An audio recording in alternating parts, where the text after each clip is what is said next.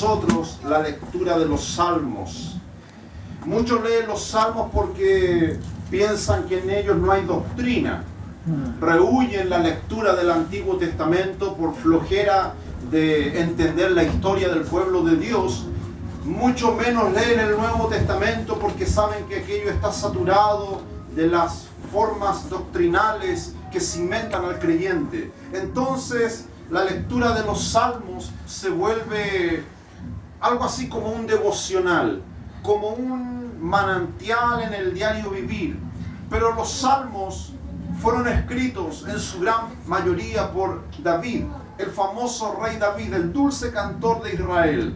Este hombre que en sus salmos se satura su lectura con profecías mesiánicas referentes a nuestro Cristo, su nacimiento, su ministerio, su padecimiento y por sobre todas las cosas habla de Cristo como rey y gobernante. Palabra que hoy nosotros en el pueblo de Dios vemos escasear de manera tremenda. Se habla mucho como nuestro Señor el sanador y sin duda estamos de acuerdo que Él es nuestro sanador. Estamos de acuerdo que Él es Jehová Jireh, el que ha provisto y provee para nuestras necesidades. Estamos también sin duda de acuerdo con la palabra hebrea que dice que Él es Jehová Sabaoth, el Dios de los ejércitos, el que protege y cuida a sus hijos. Sin duda estamos de acuerdo también con la otra palabra hebrea, lema de los judíos, Jehová estandarte. Él es mi bandera. Estamos de acuerdo con todas esos conceptos de la Biblia, pero estamos dejando de lado aquellos que nos hablan como el regente, el que gobierna, el que tiene la autoridad total y definitiva en todos los asuntos de nuestra vida. No en vano Jesús le dice a sus discípulos: no se olviden de que vuestro Padre sabe hasta el número de los cabellos que hay en vuestra cabeza. Así es, Señor. Esa minuciosidad que tiene Dios con nuestro cuerpo nos lleva a la reflexión, mis hermanos, mis hermanas, de que Dios te conoce y me conoce hasta lo más profundo de mi ser, pero no tan solamente de mi alma, sino de lo que tiene mi cuerpo. David escribe este salmo y antes de preguntar, porque hay una pregunta donde dice ¿cuándo vendré y me presentaré delante de Dios? Primero comienza con una verdad en el alma del cristiano y dice: mi alma tiene sed de Dios, del Dios vivo. Amén. Usted sabe que la sed es el instinto principal de nosotros. Entre tener sed y tener hambre es muy terrible tener sed. El hambre usted se la puede aguantar, pero la sed es algo que realmente provoca un duro castigo en el cuerpo. De hecho, en algunas culturas, morir por inanición, morir por sed, era un castigo muy común. Los vaqueros en el viejo oeste ataban a sus presos a los postes en el calor del desierto y les llenaban la boca con sal para que esa necesidad de beber agua y líquido los matara rápidamente. La sed del alma, como dice el versículo 2, mi alma tiene sed de Dios. ¿Cómo nosotros sabemos? ¿Cómo tú sabes que tu alma tiene sed de Dios? ¿Sabes que los síntomas de que un cuerpo no está bien hidratado se notan en su piel? No por el color de piel, sino porque la piel se reseca. Cuando tú no bebes líquido, se te empieza a notar en el brillo de tu piel, es la resequedad. De la misma manera el alma, cuando empieza a tener sed de Dios, empieza a haber una sequedad. Las hermanas saben que a las plantas hay que regarlas ciertas horas del día y ciertos días de la semana. Cuando una planta, un macetero, un árbol no se riega por mucho tiempo, tú soplas el entorno de su raíz y se levanta un polvo, está seca. Y cuando ya ha pasado mucho tiempo, esa tierra se agrieta, se empieza a partir, señal de que esa planta no ha bebido agua en mucho tiempo. La Biblia dice que nosotros somos plantío de Jehová. Somos, dice la Biblia, como los árboles plantados junto a arroyos de agua, que da su fruto a su tiempo y su hoja no cae. Amén. Pero eso con aquellos hermanos, con aquellas hermanas que están en necesidad permanente y constante de Dios. Tienen sed, como dice la Escritura, del Dios vivo. Amén. Quisiera profundizar un poco en esto. Sin duda nadie puede conocer su alma. Es imposible. Es absolutamente imposible que un ser humano conozca su alma hasta lo más íntimo y más profundo. Por eso David dice en uno de sus salmos: Señor, tú conoces mi acostar y conoces mi levantarme. Tú sabes la disposición que voy a tener el día de mañana antes de que me levante de mi cama. Y en otro salmo David dice: líbrame de los errores que me son ocultos. Hay cosas, hermano, en lo más íntimo de nosotros que nos traicionan. ¿Cuántas veces hemos dicho cosas sin haberlas tenido en nuestra mente y en nuestro corazón? ¿Cuántas veces han habido acciones que hemos cometido de las cuales después hemos sentido profunda y sincera tristeza? Y decimos: ¿cómo se originó esto en mí? ¿De dónde ha surgido? Y nos damos cuenta que nuestra alma, cuando nos empezamos a alejar de Dios, se vuelve un pozo oscuro y profundo. Usted sabe que en el campo hay pozos, y no solamente en el campo, en algunos lugares hay pozos que ya están cerrados porque están secos. Pero cuando hay un pozo con aguas o napas puras, es un manantial en el desierto. Cada cristiano, hermano, debe ser una fuente, y Jesús lo dice en una de sus palabras cuando predica un tremendo mensaje y dice: el que cree en mí, dice, de su interior correrán ríos de agua viva. Agua viva, ¿qué quiere decir? Agua que está en movimiento. Usted sabe que hay diferencia: el agua estancada, el agua detenida. Usted deja un vaso de agua en su velador, en su mesa, usted sabe que esa agua usted no se la puede tomar con seguridad dentro de 24 horas o 48 horas. El agua se pone rancia, espesa. El agua fresca es diferente. Y dice, el agua viva se refiere que tiene su elemento vital, que no ha perdido sus nutrientes y sus minerales. Hoy día hay muchos hermanos que la Biblia habla de ese salmo: mi copa está rebosando. Hoy día muchos hermanos tienen su copa rebosando, pero su agua se ha estancado. Es un agua detenida, es un agua que no es un agua viva. Me recuerdo hace muchos años atrás, fui a Peñuelas, es hacia la quinta región, una zona donde no había agua potable. Tenía mucha sed, y a la casa donde llegamos, a orilla del camino, no había agua, agua potable. La señora me ofreció agua y no tenía taza, me la ofreció en un tarro de salmón. Como ocurre en los campamentos, con un tarro de salmón de estos de la basura, sacó un poquito de agua de un recipiente donde tenía agua almacenada por más de una semana. Cuando hay sed, hermano, la gente es capaz de tomar lo que sea. Y ellos bebían de esa agua, no tenían forma de obtener agua. Usted paga por tener un agua pura, limpia.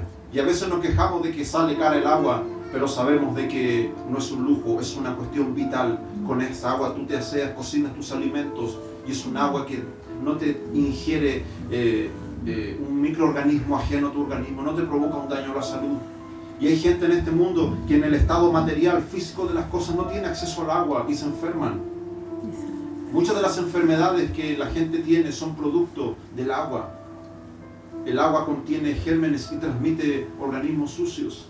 Y el agua espiritual es exactamente lo mismo. Por eso David dice en este versículo 2: mi alma tiene sed, quiere beber agua, pero no cualquier agua.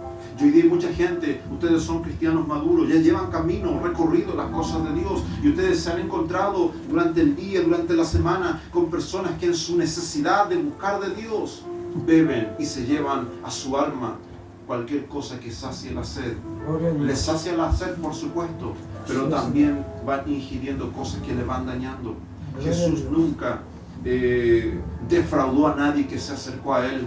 Jesús en una de sus palabras decía: el que a mí viene no le echo fuera. Amén. Y el que cree en mí, como decía el versículo anterior, desde su interior van a correr esos ríos de agua viva, ese manantial que va a saciar constante y permanentemente la sed de la persona. Por eso el versículo 2 dice: mi alma tiene sed de Dios. Por eso David explica, de Dios. Hay mucha gente que sacia su sed espiritual, pero no con cosas de Dios. Y para nosotros los cristianos que llevamos tiempo en los caminos del Señor, pareciera fácil llevar esta verdad del Evangelio, pero hay mucha gente que no tiene cómo saciar la sed de Dios. Y esta palabra se la traigo a ustedes porque durante la semana se encuentran con personas en diferentes lugares, en sus trabajos, en sus lugares de estudio, donde quiera que vayan, con personas que tú las ves y aparentemente gozan de buena salud, aparentemente gozan hasta de una estabilidad emocional y financiera, pero en el fondo son personas que tienen sed de Dios, sed del Dios vivo, como dice aquí. Y David pregunta en el versículo 2, ¿cuándo vendré y me presentaré delante de Dios? ¿Te has preguntado esta misma pregunta?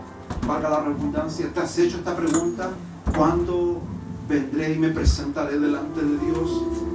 Porque estar delante de Dios no es solamente aquí, este es el momento del culto, esta es la parte cúltica, es la parte pública de nuestra oración. Pero tiene que haber un momento del día en que tú te pares delante de la presencia de Dios. Y aquí dice, ¿cuándo vendré y me presentaré delante de Dios? El presentarse delante de Dios es una cuestión que demanda una valentía. Hay mucha gente que da, según ellos, pasos de fe.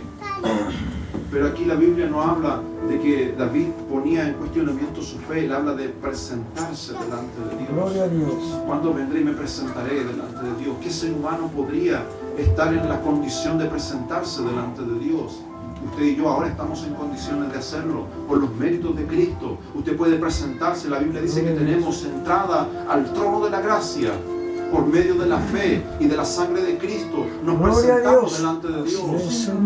Y es más, si tú has pecado, si yo he pecado, la Biblia dice que tenemos abogado. Él nos defiende. Pero hay mucha gente, mis hermanos, que no tiene eso. Amén. No tiene cómo calmar su sed del alma.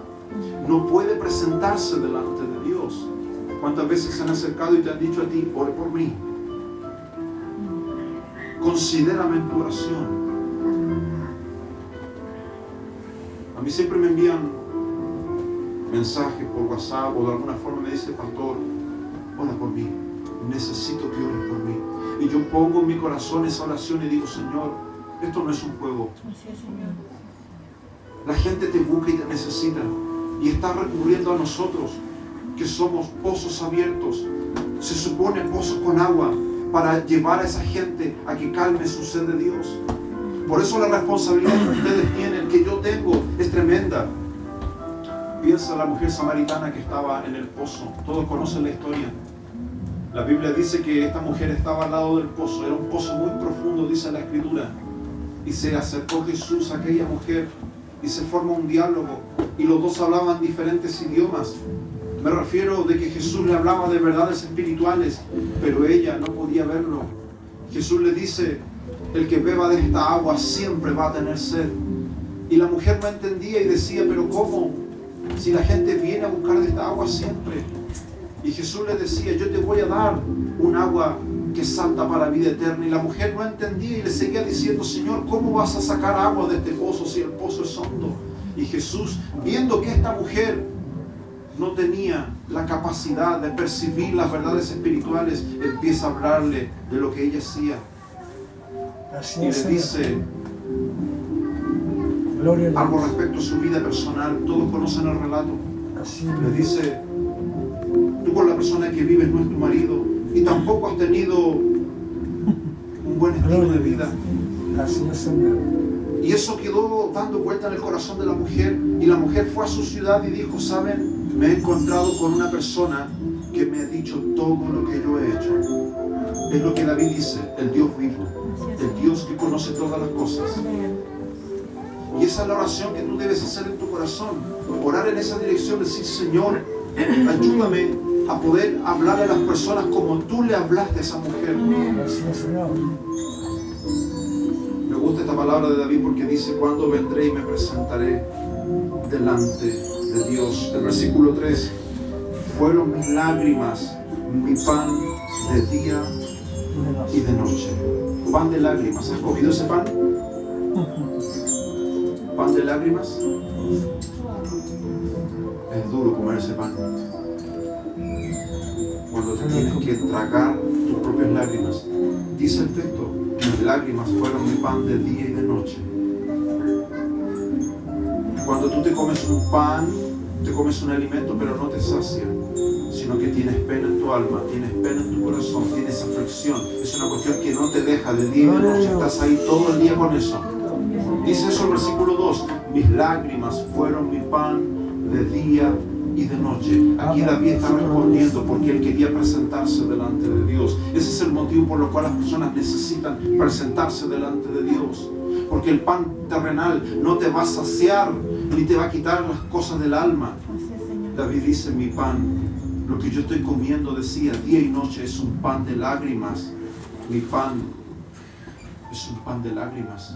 Y sabe que hay mucha gente hoy así. Y sabes, yo te voy a dar una pista como pastor, porque mucha gente antepone el pan terrenal. ¿Cómo está? Le dicen, oh, muy bien, me suben el sueldo, estoy muy bien, cada vez me va mejor. Es un pan falso. Lo que te está diciendo esa persona es querer aparentar que con las cosas terrenales pueden realmente dejar de sufrir, pero ese pan terrenal, por muy vistoso, por muy sabroso que sea, no va a poder acallar lo que el alma sufre. Por eso David dice, fueron mi pan de lágrimas de día y de noche.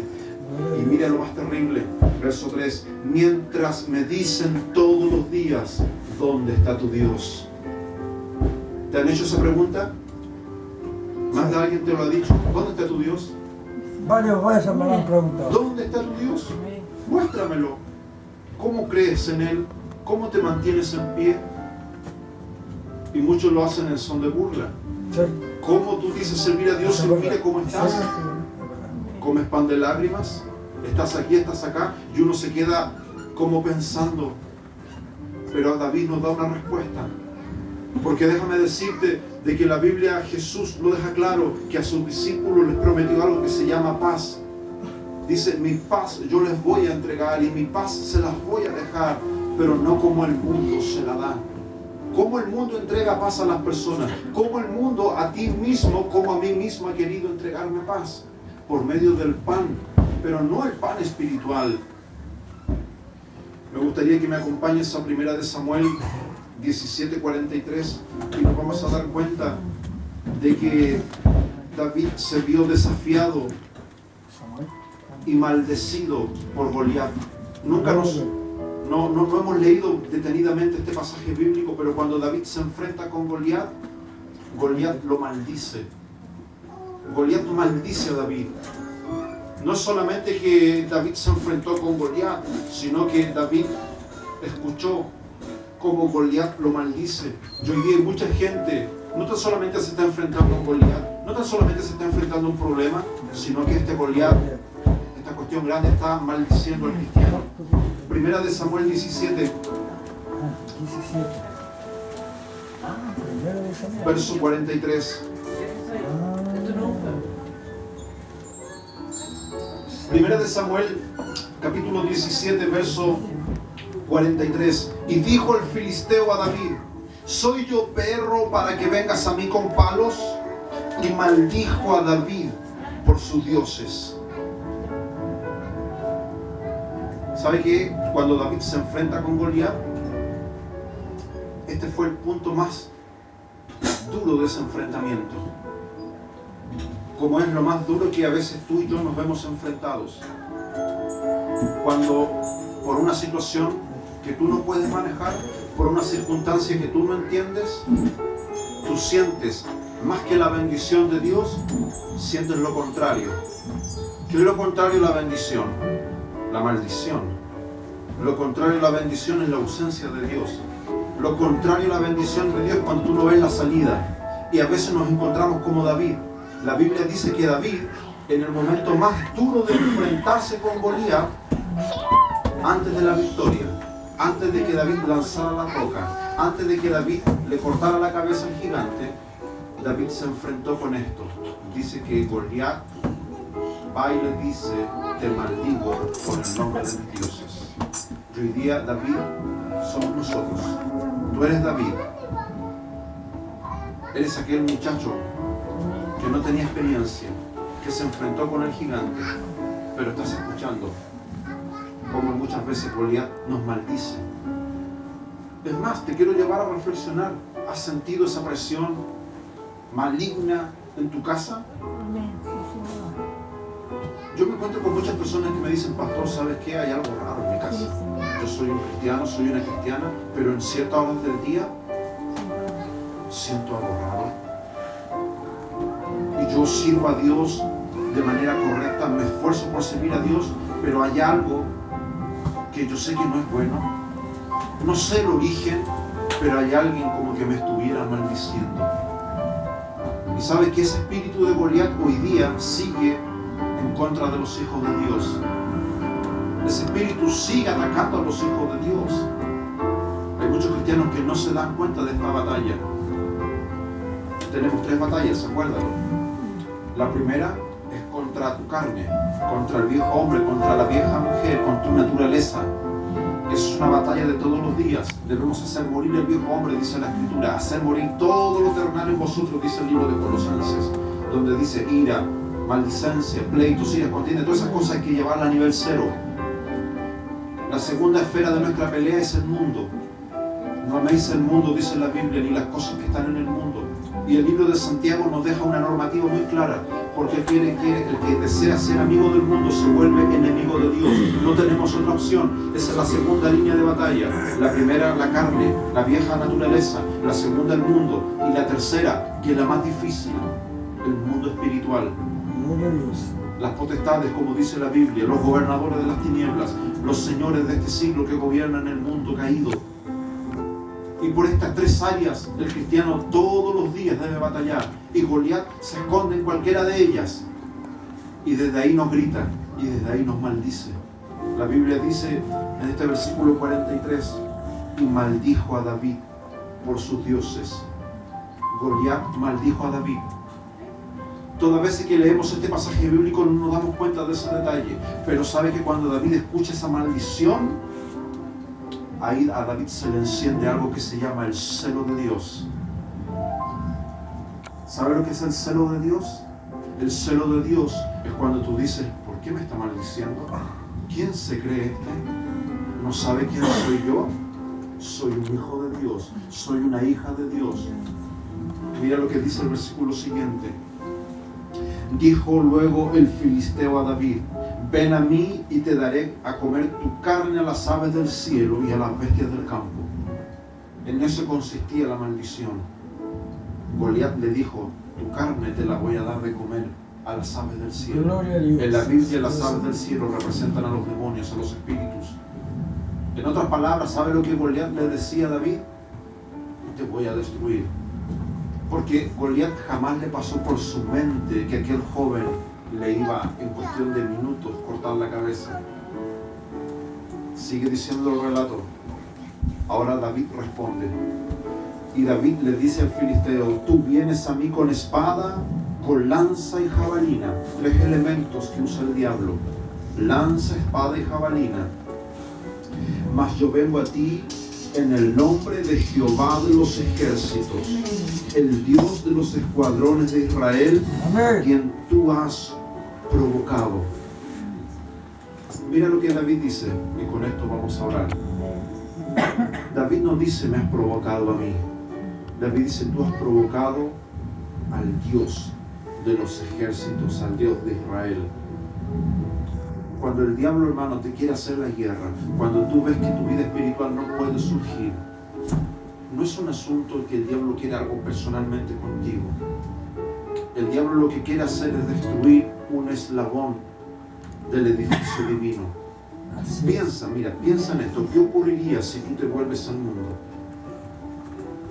¿Qué ocurriría con tu esposo, con tu esposa, con tus hijos, con tu entorno?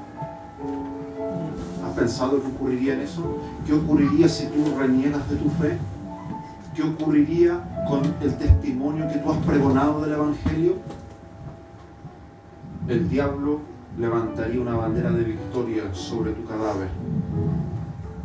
Y el reino de Dios no se vería perjudicado, pero sí se vería deshonrado, porque Pablo dice, por causa de muchos el Evangelio es blasfemado, que es lo que está ocurriendo hoy en día. Por eso David dice en este Salmo capítulo 42, verso 2, ¿cuándo vendré y me presentaré delante de ti? Y hoy día los hermanos y las hermanas en todas las iglesias deben poder responder esa pregunta. no tan solamente del por qué nos congregamos. Tú te congregas porque hay un pastor, el que te aconseja, el que te orienta, el que ora por ti, el que te disciplina, el que te alimenta. Te congregas porque el tener hermandad y confraternidad te ayuda a nivelar tu vida y tu conocimiento espiritual. Te congregas porque la adoración pública es enseñada, pero hay una batalla que es personal e individual. David, cuando se enfrentó con Goliat, fue un combate mano a mano. El ejército de Goliat, los filisteos miraban, y el ejército de Israel, el cual era David, miraba. No se enfrentaron todos los ejércitos, se enfrentaron uno a uno. Por eso tu batalla espiritual, hermano, por más que pidas oración y por más que te metas dentro de una hermandad, tu batalla la tienes que librar solo. Y mucha gente tiene miedo de esto, pero no tienes que tener miedo. Los discípulos también tuvieron miedo, no querían que Jesús se fuese al cielo, y Jesús le dijo: tengo que irme a preparar lugar para vosotros, pero le dejó esa tremenda palabra que también sigue siendo para nosotros: no los dejaré huérfanos. Eso dijo Jesús, ¿cierto? No os dejaré huérfanos. Pero hoy día hay muchos hermanos que se sienten huérfanos, sienten un desamparo del cielo, no sienten la bendición y la protección de Dios en su vida. Y no porque estén mal espiritualmente. Conozco muchos casos de hermanos que son fieles y leales a la obra de Dios y aman a Dios y se han sentido solos. Y te voy a dar una pista. Cuando Cristo estuvo en la cruz, ¿cómo se sintió? Solo. ¿Qué dijo Jesús en la cruz? Padre, ¿por qué me has desamparado? Solo. Y déjame decirte que el sentimiento de soledad es el peor castigo que el diablo le pueda infligir a un creyente. Es el peor de todos los castigos. Cuando te empiezas a sentir solo, ¿sabes qué? Te empiezas a dar cuenta de que es el sentimiento más humillante y desagradable que puedas experimentar. Es muy tolerable que te sientas solo, incluso por tus más cercanos, pero es imposible sobrellevar cuando te sientes solo y piensas que Dios no está contigo. Por eso David dice: Señor, ¿cuándo me voy a presentar delante de ti? ¿Cuándo voy a sentir un abrazo tuyo? ¿Cuándo voy a sentir una caricia tuya? David era rey, él podía chispear los dedos, había músicos, podía tener todo lo que un rey desease, pero había algo que a él le faltaba, que era tener esa comunión con Dios, esa intimidad con Dios. Por eso David decía: ¿cuándo me presentaré delante de ti? ¿Cuándo me presentaré delante de ti para calmar la sed que tengo? Gloria a Dios. David, como rey, tenía derecho y privilegio de satisfacer su paladar más exquisito. El rey tenía el mejor vino, la mejor agua, los mejores manjares y más delicadas alimentos. Pero él sabía que ninguna de esas cuestiones podían siquiera tapar algo del hambre y sed que él tenía en su alma. Y hoy día hay mucha gente así, esclava de las cuestiones del mundo, pero en el alma son secos. Y esta palabra es para que reflexiones en esta hora y lo que te queda de esta semana. Piensa, haz este ejercicio que yo te lo voy a desafiar. Cuando te comas un pan, esa cuestión, el alimento, eso no tiene ninguna repercusión en tu alma. Cuando llegues, mira, y te lo digo como pastor, cuando llegues a un desprecio total y absoluto por las cosas materiales y le empieces a dar lugar a alimentar tu alma realmente, vas a poner en valor tan exaltado tu adoración a Dios, que vas a poder tener esa libertad de negarte un alimento y decir: hoy puedo prescindir de este alimento y voy a estar, si estoy 1 hora sentado comiendo, este alimento no me gobierna, prefiero estar 1 hora encerrado con mi Biblia y humillarme delante de Dios. Pero si no puedes hacerlo, es porque realmente no has sentido esa sed del Dios vivo. Lo que Dios está buscando hoy día es un hombre y una mujer como David, que encienda ese celo que se enfrente con ese Goliat. Porque mientras no te enfrentes al Goliat y no sientas ese celo divino, nunca vas a poder matarlo. La Biblia dice que Goliat, por muchos días, por más de 40 días, por las mañanas y por las tardes, todos los días, era una cuestión de todos los días, iba y desafiaba e insultaba al ejército de Dios. Y Saúl y ninguno de ellos tuvo la valentía, a pesar de que tenían armas, a pesar de que eran guerreros, ninguno de ellos pudo hacerle frente. Y aquí surge David, el hombre conforme al corazón de Dios. Hay muchas personas que me dicen, pastor, pero es que yo no creo que pueda. Es que no se trata de que si tú crees, es que Dios ya ha puesto sus ojos en ti. Y hay mucha gente que dice, no, es que usted no me conoce, pastor. Es que Dios sí te conoce. Gloria a Dios. Si Dios te llamó y te apartó para llevar esta fe del Evangelio, porque realmente Él te quiere llevar a aguas más profundas. Pero para creer en las cosas de Dios hay que entrar a una renuncia, que fue el mensaje que Cristo le dio a sus discípulos. El ministerio de Cristo se divide en 3 años y el primer año y medio fue muy exitoso.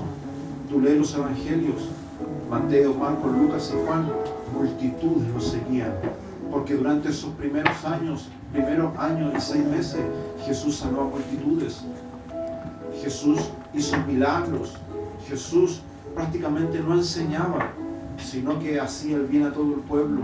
Pero llegó un momento cuando Él sabía que la hora de su sacrificio se acercaba. Él dice que Él era el buen sembrador y salió a sembrar. Esa parábola del buen sembrador se refiere a Él mismo. Él era el buen sembrador y Él conoce los diferentes tipos de corazones, corazones pedregosos, corazones junto al camino. Y Él empezó a tirar la semilla. Y cuando empezó a hablar de su palabra, Jesús empezó a elevar los requisitos del reino. Y cuando Jesús predicó su primer mensaje y dijo, el que quiera ser mi discípulo, niéguese a sí mismo, renuncie a todo lo que posee, mucha gente empezó a dejar de seguirle. Curanderos habían muchos, sanadores habían muchos, y Jesús empezó a dar cuenta que mucha gente lo seguía como un sanador más, como un milagrero más, como hoy día mucha gente lo sigue. Déjame decirte que yo no sigo a Cristo por sus sanidades, o por lo que Él me dé, o por lo que Él no me dé. Yo sigo a Cristo por lo que Él es. Cuando tú sigues a Cristo por lo que Él es, lo que Él te dé no tiene relevancia para ti. Tú simplemente le agradeces. Haya pan o no haya pan, tú eres un corazón agradecido. Hay mucha gente que sigue a Dios por lo que Él le da, no por lo que Él es. Y ese es el mensaje que te traigo. ¿Por qué sigues a Cristo? Si le sigues por lo que Él te da, eres un potencial engañador. Lo puedes engañar en cualquier momento, porque el día en que no tengas lo que Él te da, te vas a sentir defraudado. Pero si tú le sigues por lo que Él es, por eso David dice, cuando vendré y me presentaré delante de ti. David no pidió estabilidad en su reino. David no pidió nada más que conocerle. ¿Sabes quién es Cristo para ti? ¿Sabes lo que Él te da para ti? ¿Lo que es para ti realmente? ¿Sientes esa necesidad de arrodillarte en la noche? ¿Sientes esa cuestión de confesar y hacer confesión de lo que haces durante el día? Cuando te humillas, porque la Biblia dice en el libro de Santiago, el que se humilla será exaltado o será reconocido.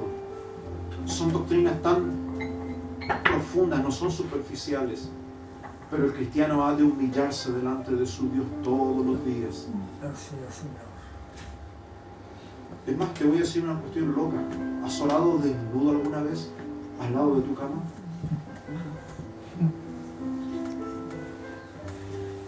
¿Te has arrodillado desnudo delante de tu cama y mostrarte como eres delante de Él? ¿Has estado 1 hora de rodillas sin abrir tu boca? Que hable solamente tu alma. ¿Has hecho una oración donde has dicho, Señor, perdóname por todas las oraciones necias y estúpidas que he hecho? ¿Has hecho esa oración de Jeremías de decir, Señor, llévame a la casa del alfarero y rompe y hazme de nuevo todas las veces que sea necesario? O como como dice David en el Salmo 42, Señor, ¿cuándo vendré y me presentaré delante de ti? Como si fuera el primer día. Quiero volver al primer día en que te conocí. ¿Sabes que esa ternura, cuando se va del creyente, la relación se empieza a desgastar con Dios? Y por eso esta palabra la traigo para que tu corazón se enamore de nuevo de Dios. Cuando una persona se enamora, el amor es un sentimiento que a la persona lo transporta a hacer cosas absolutamente imposibles. Y se nota cuando un cristiano está enamorado por las cosas de Dios. Porque lo primero, hace todo por amor. Hace todo por amor. El otro día, como mis hermanos de Puente Alto, estábamos estudiando, les preguntaba qué cosas estarían dispuestos a hacer por Dios, si estarían dispuestos a hacer cualquier cosa que Dios les pidiese. Y hay mucha gente que tiene miedo de preguntarle eso a Dios, porque eventualmente Dios te puede pedir algo que tal vez tú no estés dispuesto a hacerlo. Al viejo Abraham le pasó. Y llegó el día en que Dios le dijo a Abraham, dame lo más preciado que tienes, tu hijo. Ponlo en un altar, amárralo, toma un cuchillo en tu mano, enciende fuego debajo de ese altar. Y el viejo Abraham, en un acto de locura total, de amor por Dios, tuvo que venir una voz del cielo, un ángel, y detener su mano, y le dijo esa voz, por cuanto no me negaste a tu hijo. Y esa es la prueba total y definitiva del creyente. Dios a ese punto te va a llevar. No creas que solamente fue con el viejo Abraham. Dios lo va a hacer contigo. Piensa qué es lo más preciado que tú tienes en este momento. Anda haciéndote la idea que Dios te lo va a pedir, que te lo pongas en el altar. Tal vez no sea algo material, pero puede ser un sueño, un anhelo, un proyecto, cualquier cosa. Dios te va a decir, ponlo en mi altar, déjalo ahí, renuncia, sacrifica eso. Y si estás dispuesto a hacerlo, Dios va a decir, con este hombre yo voy a hacer grandes cosas. Por eso yo te traigo esa palabra, porque lo que te reste de vida, debes vivir bajo esa normativa. Como yo le decía ayer a mis hermanos en Gentil, ¿quieres que Dios haga grandes cosas por ti? Primero tú haces grandes cosas para Él. Y hacer grandes cosas para Él es eso, es decir, Señor, como le dijo el viejo Elías a Samuel, habla que tu siervo oye. Te levantas mañana con esa disposición de decir, estoy dispuesto, Señor, a hacer lo que tú me pidas. La locura que sea, estoy dispuesto a hacerla. Y tú haces tu altar y empiezas a hacer lo que Dios te pide. Vamos a ponernos de pie. Vamos a tener un momento de oración.